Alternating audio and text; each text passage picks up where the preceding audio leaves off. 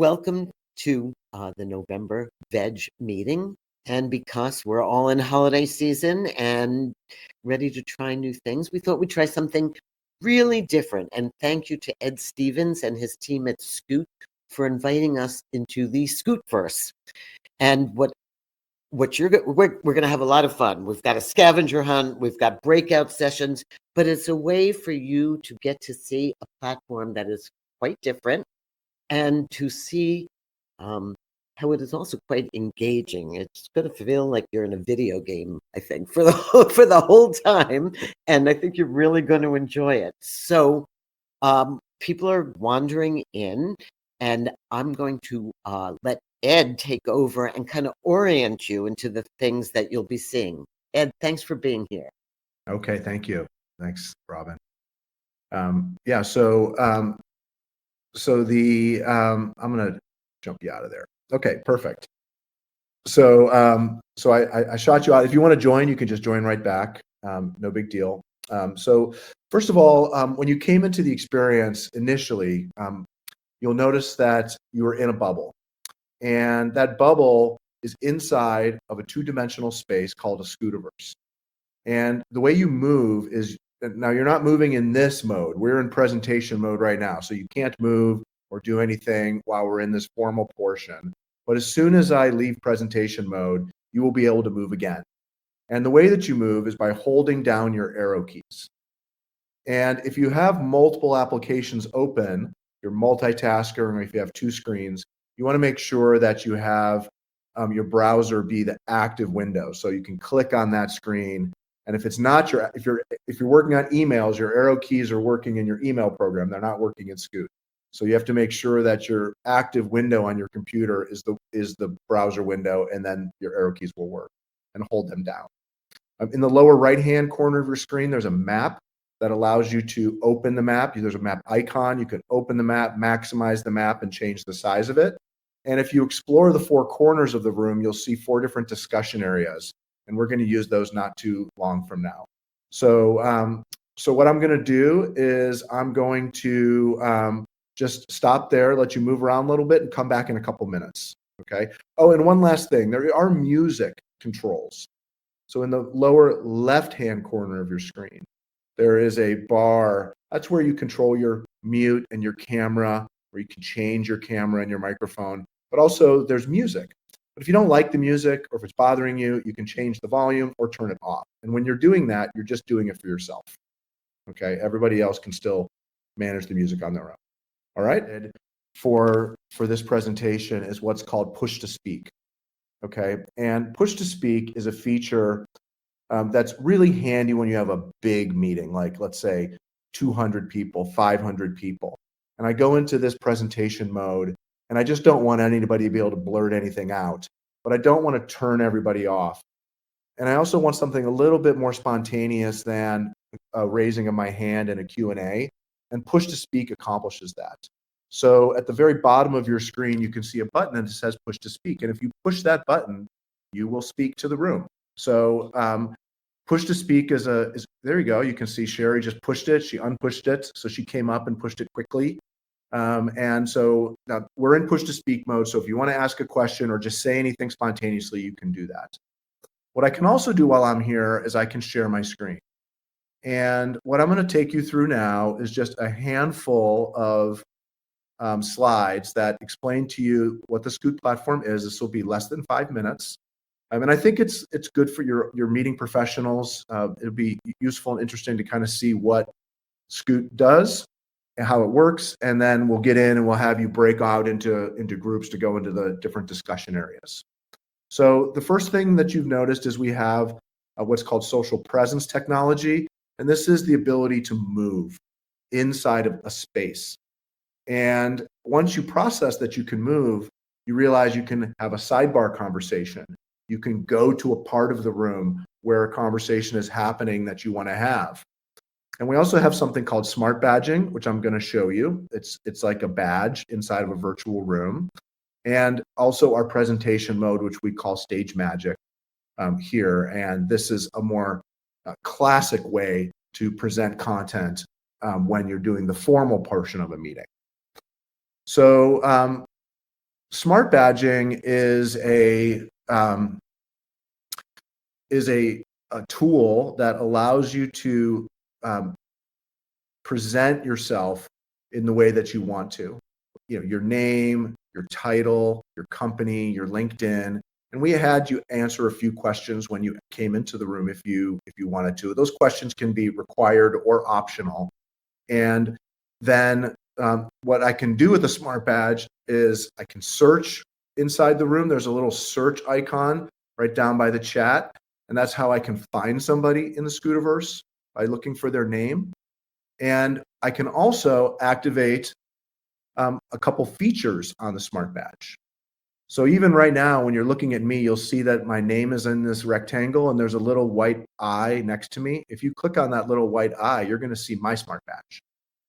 Okay, and that smart badge is activated for my account details, any kind of information that I've entered about myself, and any arbitrary data that the producer wants to load. So you can load any kind of data into the smart badge. There's it has to be text or numbers, and that allows you to put location, department, company, any kinds of features like that. And you also can have those badges be conditionally viewed. So maybe just the meeting producer can see some of the information on the badges, but the attendees cannot.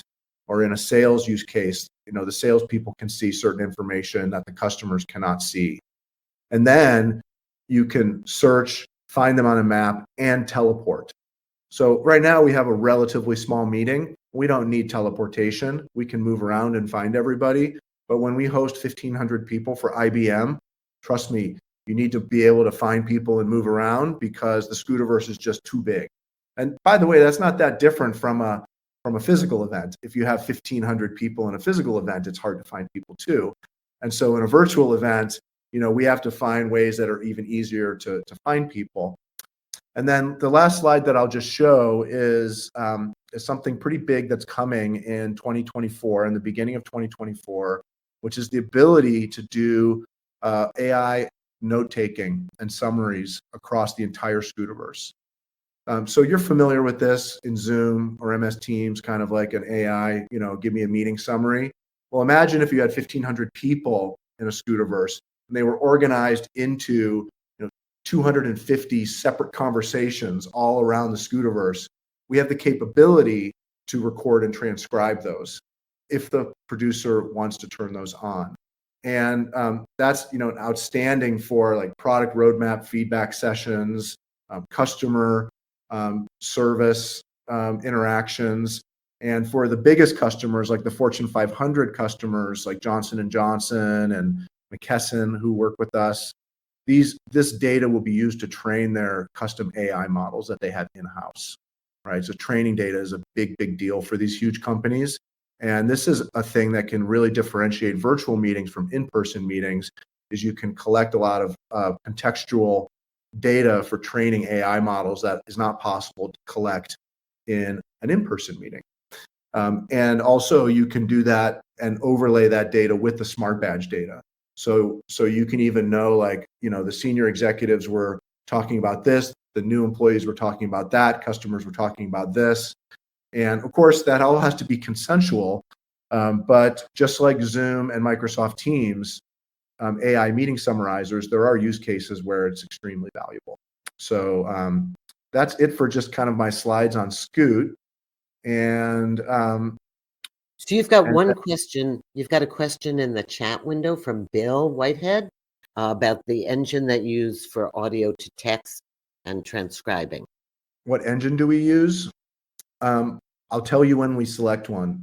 We're launching that in January, and we're in the research phase right now. But it will be under our hood, meaning that we're going to build our own model for it.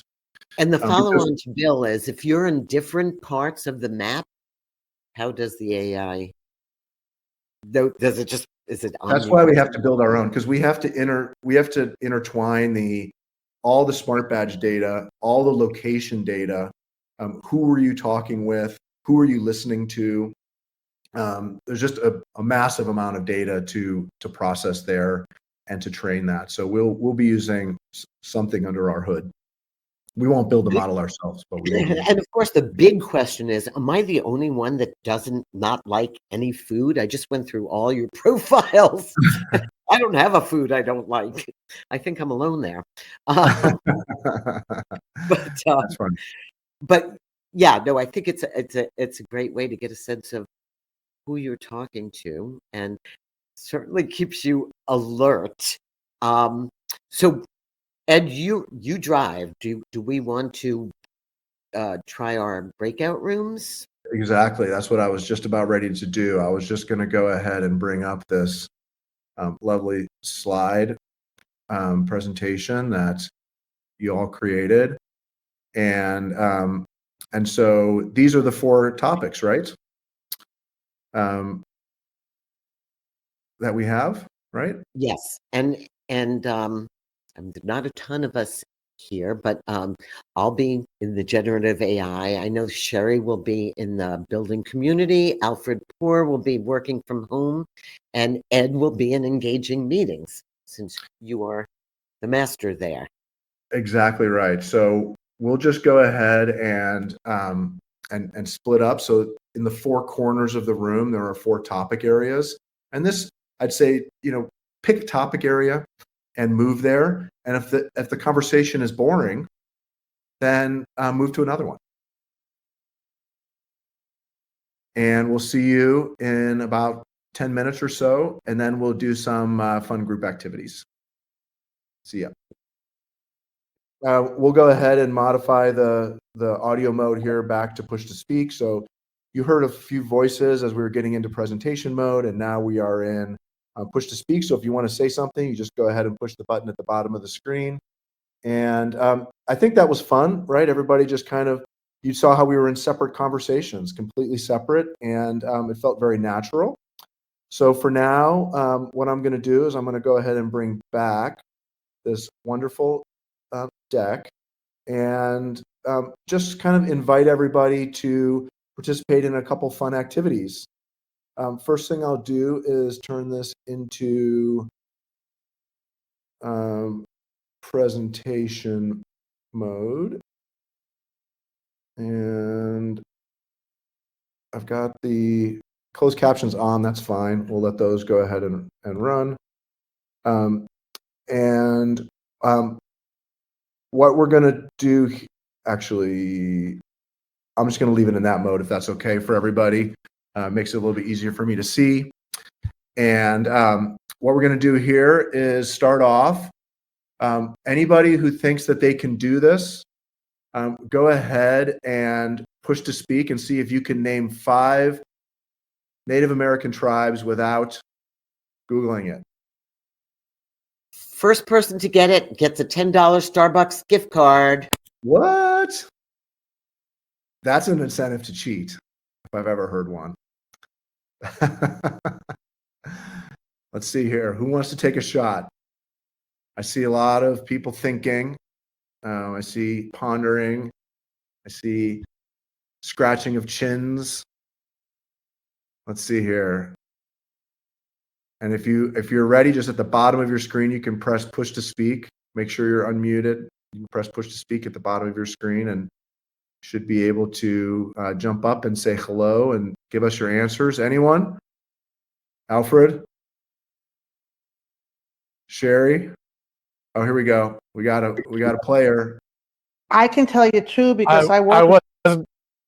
Go ahead. I worked with the Oneida Nation and launched their first media platform. So I know there's the Oneida Nation and I know there's the Shinnecock Nation. Beyond that, I don't know the other.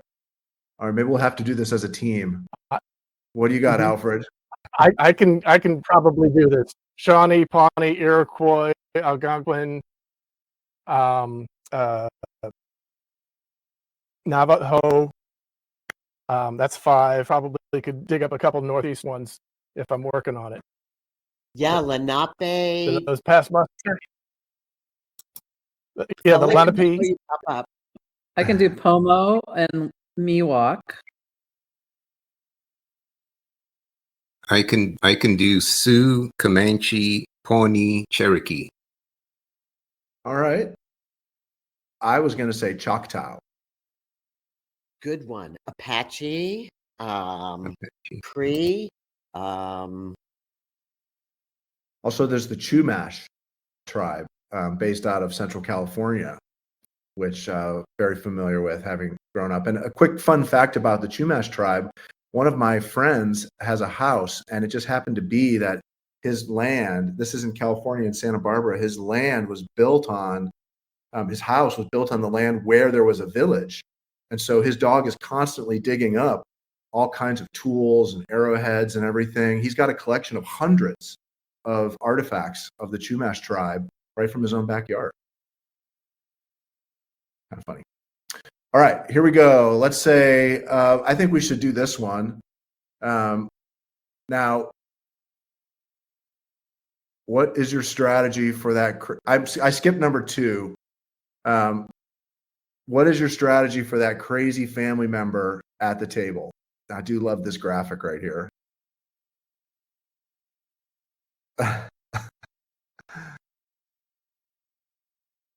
I'll tell you my story. So one time, my wife and I, we went to Thanksgiving at a family gathering where there was a couple crazy family members, and we bought a pumpkin pie from Costco. So it's like the best deal and a pretty good pie. We brought this pumpkin pie, and I was making fresh whipped cream, which is my touch that I put on. So like I got I'm whipping the cream, I'm putting in the powdered sugar.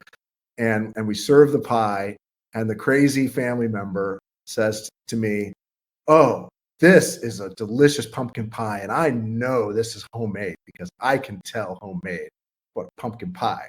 And she was just so bragging about how she was so sure this pie was homemade, but in fact, it was a Costco pie. So in that case, my strategy was just nod and say, "Thank you very much. That's very kind." Anybody else want to join in? Okay, my strategy is to water down the alcohol. Really? Like, at least for that person. For the crazy person, they tend to get crazier. So you just sort of make those drinks lighter and lighter. Anybody else? I'm not coming to your house for Thanksgiving, Robin.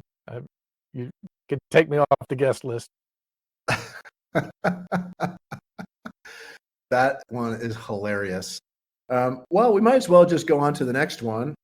How And far? go back one. Go back one. Go back. Go back to two. the crazy one again, or you want to go to the No, sage one? I think you missed 2. Is there not a number 2? No. There is a number 2. I skipped it. Because. Well, in our run of show, number 2 was supposed to be in the second Okay. section. So Okay. I Okay. was just delivered this deck, so I was ad-libbing. You got it. So how about this? How far do you travel to dinner? Everyone should be able to, this year, how far are you traveling to dinner? You can put your answers in the chat, or you can come up. Sully, how far are you going? Upstairs. I just go upstairs and I'm there. You just go upstairs. 15 miles. I'm traveling to Denver. I'm going downstairs. You're going downstairs. Okay. Yeah. But after I cook the whole meal, And then then I'll go upstairs and freshen up and go downstairs. I don't know if we have this question. Oh, I guess it was on the Smart Badge. What's your favorite holiday food? I guess is always a good one too. So I'm always curious to know. This year, we're going to make our homemade butternut squash ravioli, where we make the pasta and the filling and roll them. It's a labor of love, but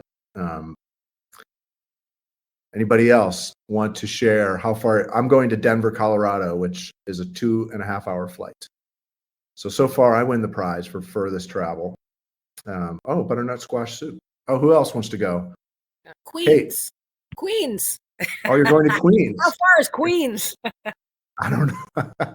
It's far from me. Gigi, I think you may have Ed beat on the travel. Houston to I New think York. I have you beat Ed. I'm doing Houston to New York, which is like 1,600 miles, 3.5-hour flight. Yeah, you do. Congratulations. You win the. So the the longest squash travel. ravioli. So Gigi and I spoke to the head of TSA yesterday, who'll be speaking on our panel at CES, and his advice was if you're traveling on Sunday, get to the airport more than 2 hours early. It's just there. The Sunday after Thanksgiving Yeah. will be the Oh, yeah. busiest travel day they're ever expecting. And Good he advice. suggested avoiding Newark because the infrastructure is so old. We got all the tips on the hottest places, the best TSA pre-checks, and the worst. Good to know. All right, so this is where we're going to break. We're going to go back into our little groups, and we can stay in the group that you're in, or you can go and move to another part of the group. And we're going to do a couple more questions, but I'm just going to pop up here, tell you what the question is, and then pop out, and you'll go back to your little groups and talk about them in groups. So we did one section where all of us, or Robin, would you just rather keep going and stick together and just do these all together right now, since we're a smaller group? What do you think? What do you would maybe just keep going, right? Yeah, I think we just keep going. So let's go ahead. Oh, let's try this one. I don't know if this is going to work for several reasons. First of all, I don't know who is willing to speak or sing in public. And second of all, I would actually like someone to tell me one Thanksgiving song. If you could sing it, that's a bonus. But Robin, can you name a Thanksgiving song, please? I can sing a Thanksgiving song because I learned it in elementary school. Sing And it. it's like the only thing, like I see Kate nodding her head. Over the river and through the woods to grandmother's house we go. The horse knows the way to follow the sleigh, bright and drifting snow. Over the river and through the woods. Ooh, It is a Thanksgiving song. It does get to Thanksgiving. It's not Christmas. that's a Thanksgiving song. I didn't know that. But the classic Thanksgiving song has to be "You Can Get Anything You Want at Alice's Restaurant," excepting Alice. A lot of radio stations play the entire I have never heard of those Thanksgiving either. But Massacre. somebody else want to take a punt at a Thanksgiving song? Yeah, if you Some go on to Arlo NPR Guthrie. at noon and WFUV in New York at noon every Thanksgiving, it's one of our traditions. They will play Alice's Restaurant, which runs about 15 minutes in its entirety. And it's just the best Thanksgiving Day massacre ever. You know, one of the reasons I love Thanksgiving is because it's, I think, one of the few holidays that has not been infiltrated by children. You know, it has not been taken over by children. It's still an adult, and the children still get to go to the small table, go to the demoted children. You are not an adult yet. It's one of the few holidays where adults are still kind of like, at the top of the heap, where, obviously other holidays are not like that. So that's my reason why I like Thanksgiving. Cool. What else do we say? Oh, yeah, let's do this one. Oh, okay. So you can put this in the chat, or you can pop up and say, what's your favorite Thanksgiving emoji? Here are 5 that you can choose from. I have to go with pumpkin pie. Number 4. Oh, squash. Yeah, squash is kind of I guess pumpkin is a squash, isn't it? A lot of butternut squash and pumpkin action. The gnome is getting no love at all. The Thanksgiving hat smiley emoji with the thumb up is not getting anything. So I'm going to say pumpkin pie all the way. Woo! Pumpkin pie, baby. Yes. All right. Okay. And then last one. Well, we'll do, maybe this will be the second last one. So hopefully, Robin, you're okay with my extemporaneous ordering of these things. Drawing a turkey. Now, this one is pretty straightforward. Okay. What you can do is you can draw your turkey, and then if you want to say that you want everybody to see your turkey, Obviously, you can just show it in the little window that you're in right now, your tiny little bubble, but people won't see it very well. So what I would recommend you do is if you're ready to show your turkey, put it in the chat, and my assistant Daniel will, or can anybody join presentation mode here? Do we know? Do you guys have the join presentation button at the bottom? I can't remember. They do. This room is anybody can join the. Oh yeah, here we go. Yeah, so you just join the presentation. Show us your turkey. That's right, Bill. That's exactly right. That's what you want to do is join the presentation. That'll put you up in a bigger window, and you can share your picture up here. Let's see, Bill. Okay. Let's see your turkey. Okay, so here's the biggest turkey that I know. Oh. Okay, good one. Wait, and everybody knows the second grade trick, right? Like, can you see Oh, that? there, yeah. Robin, there it is. Oh, Alfred, yeah. we both must have gone to the same school. You put your hand down, you trace it, and you have a turkey. Yeah, that's a good one. There it is. Excellent turkey, Alfred. So far you're in front. Anybody else want to share a turkey? How do I go away? Oh, you can go at the bottom. There's a button to leave the Jonah, presentation. show that turkey. That was really good. I got it. Yeah. So we have this presentation set up and open. Oh yeah, Shona. Okay, yeah, Shona, join the presentation and show us. Come on up. That's a really good turkey. Can you find your presentation button, Shona? Yeah, here she comes. Because I'm an artist. Here, I'll stop sharing my screen. That'll make it bigger. It's There. my turkey. Shona, you are brilliant. You get a $10 Starbucks card. That is an excellent turkey, I'd have to Thank say. you. Okay, anybody else want to draw a turkey? Mm, Something like that?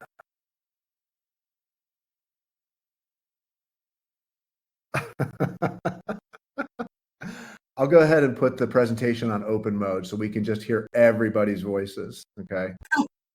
There we go. Yeah, there you go. One more time so you can laugh out loud, Shona. Yeah. There you go. And that one reminds me of Angry Birds, that I game that know. was really popular for a while. Can you I see? think Sully's Shuley? trying to show his. Can you see Shuley down there? Oh yeah, Sully, come on up. Oh, that's a nice one. Come on up. Yeah, there you go. Oh, that's That- a nice oh, one. That's really That's a good one. Oh. Round of applause. So yeah, so I switched the audio to open mode because just so everybody can hear everybody. And that's a fun mode when look at that. there's your Look turkey at you. feathers. I Wow. collect them all year. Oh, man. What do you Just so keep is that them like Yeah, just keep them around the house.